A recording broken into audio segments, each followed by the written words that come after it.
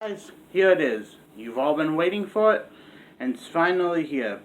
My reply to Waldo. Yes, Waldo replied to my biblical slavery video, and be sure to, it's in the description below, be sure to subscribe to his YouTube channel. The title of the video is Monday Counter-Apologetics Slavery. Monday Counter-Apologetics. Imitation. That's the most sincerest form of flattery, and this is Sunday Apologetics. Thank you all for tuning in. Waldo makes the claim that children who were born the children of slaves were forced into slavery. I don't quite see the problem with this. If the child of a slave, as the child of a slave, you would be taken care of as a slave. Having said that, yes, the kids would be made to work too, to earn their keep. He claims that the children of slaves would be made slaves for life. This wasn't always the case, but yes, it could happen. He then says that women and children who were prisoners of war could be turned into slaves. Depending on the case, this may or may not be true. Different laws applied for different types of wars. So that wasn't always the case, depending on what war or how God was punishing the nation. Yes, it very well could have been the case. Waldo then continues his claim foreign slaves could be beaten to death. He acknowledges that yes, foreigners were given protection laws, but we should think of them as if they applied more to tourists than foreign slaves. A couple problems with this one is that I'm not going to think of it as tourism, because I can't imagine this group of 3,000-ish people who are wandering around the desert is a hot tourist spot. But also because it doesn't answer my question I asked in my last video. What if a foreigner was living among the Israelites and decided to sell them into slavery? Did they go from being a well-respected member of society to being able to be beaten to death? Now, I can't imagine that. Another reason I reject Waldo's theory about these laws I cited as only applying to people like tourists is because when God says foreigner, I believe he means foreigner, not this foreigner or not that foreigner. Waldo goes on to say, quote, I have found no laws that say that a man cannot kill his foreign slave if he wished it. So in other words, Waldo believed that if God didn't come right out and say it, it's okay to do. Silence is consent. However, I would like Waldo to tell me where's the Bible verse that says that Israelites shouldn't kill themselves. Where's the Bible verse that says that women can't hit their husbands and husbands can't hit their women? Where's the Bible verse that says that women couldn't merely rape their husband? Where's the Bible verse that says that husbands couldn't merely rape their wives? I suppose next you'll be telling me God was in support of suicide, domestic violence, and marital rape, right? Oh, I got a bad feeling. Now, you can probably think of a few Bible verses that would make these things punishable by law, but never does God come right out and say not to do it. So just because God doesn't come right out and say don't do these things doesn't mean he is okay with them. Silence is not consent. An argument in silence is not a good one. The books of laws in the Bible are about this big.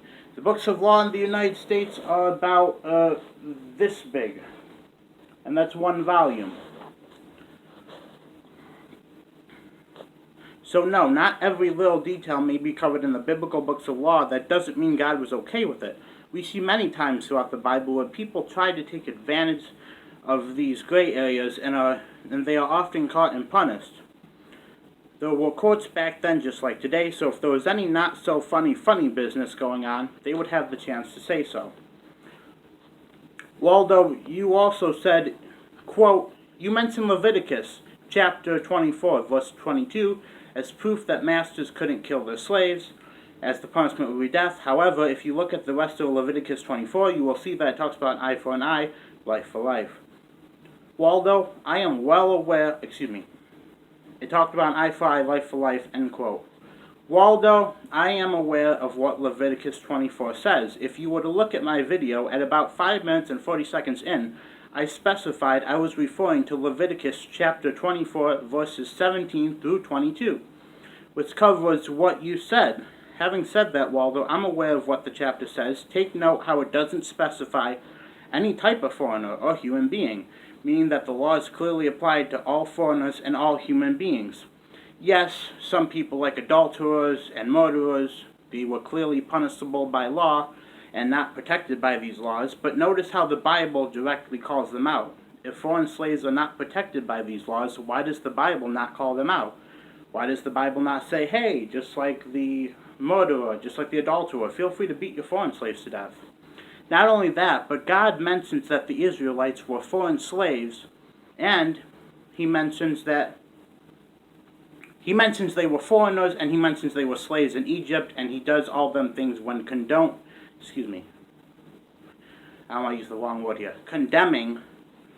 the way the Egyptians did slavery.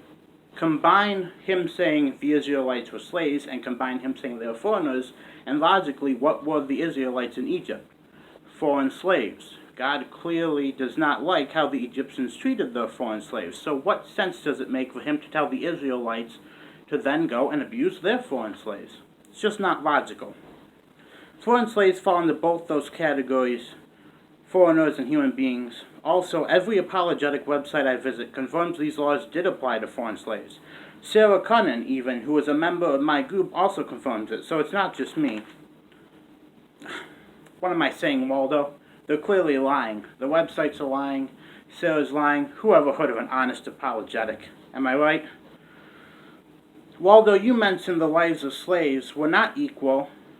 This is made evident by the book of Exodus chapter 21 verses 29 through 32, which states that a person who is negligent with a bull and it kills someone, he is put to death, and if the bull kills a slave, he cannot be put to death. However, if we look at Exodus chapter 21 verses 28, right above where you cited, we see that if the bull just happens to get free and kills a man, he would not be put to death. His punishment would simply be the bull getting killed. However, when we compare that to if the bull got free and killed a slave, then the bull would be killed, and the owner would have to pay money on top of losing his bull. The punishment was actually more severe if the bull killed a slave than a free man. And you brought this up to try to say that God values free men more than slaves? I think you may have just shot yourself in the foot there, Waldo. Now, of course, this begs the question of what if the owner was negligent and the bull killed a slave, but the punishment for this isn't specified, therefore we cannot know. Wait a minute, Waldo. The type of slave here is not specified. And yes, I checked the NIV heading. It's personal injury. It says nothing about specifying what kind of slave. This means the logical conclusion is the price a person would pay for a foreign slave being killed by their bull is the same as if the bull killed a Hebrew slave. This severely damages your claim that God viewed foreign slaves as less than his Hebrew slaves, because here he is now literally valuing them the same. Ladies and gentlemen, I think we just had our very first drop the mic moment here on Sunday Apologetics. Well, I'm putting the script away. Let's just talk for a minute. I'm not seeing it. I'm not seeing the evil, I hate you, you're a slave to my people. There's many times where God says, just like I have redeemed you, my people, from Egypt, it is not too late for me to redeem these people, even though they possibly may be in punishment, slavery for punishment from me. You know, we can't judge the society too harshly by just going off its laws. Like I said, there are gray areas, we don't know, but the Bible makes it very clear that God did not support any kind of trickery trying to go on or getting around his laws. Having said that, Waldo, good things have to end. For example, Dragon Ball Z sucks. Therefore, it will never end. They will keep making it. But Tokyo Ghoul, Blue Exorcist, Death Note, these are all good things that had to end because good things have to end. And this debate certainly was a good thing. Considering that we've had an even amount of replies, and considering the fact that I want to move on to other things, I think I'm going to end the debate here. You know, of course, you watching the video, you get to make your own decision. I'm going to include links to all the previous parts of the debate, as I said, including Waldo's video. I look at slavery as an unfortunate necessity, whether it be for punishment, whether it be for welfare. type reasons. I can't tell you exactly why God always did things the way he did, but I think he did them for a good reason. Can't judge too harshly his decisions. One, because I'm not all-knowing. Two, I wasn't there to see what things were exactly like. Having said that, that's really all I had to say. My phone's ringing.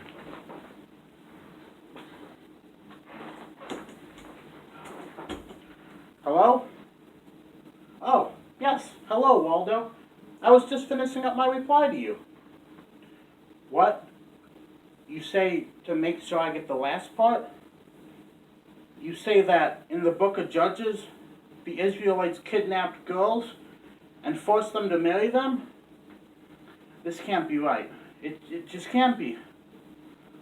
It's ungodly. It's awful. It's...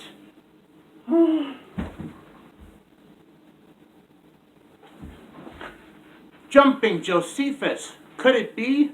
Did the Israelites really do this awful thing? It can't be. But yet there it is in the book of Judges. The verses and description will be in the description below. This is awful. How will our unapologetic, apologetic hero get out of this one? Read the verses for yourself if you dare. But whatever you do, make sure you're back here next Sunday. Same Sunday Apologetics time, same Sunday Apologetics channel.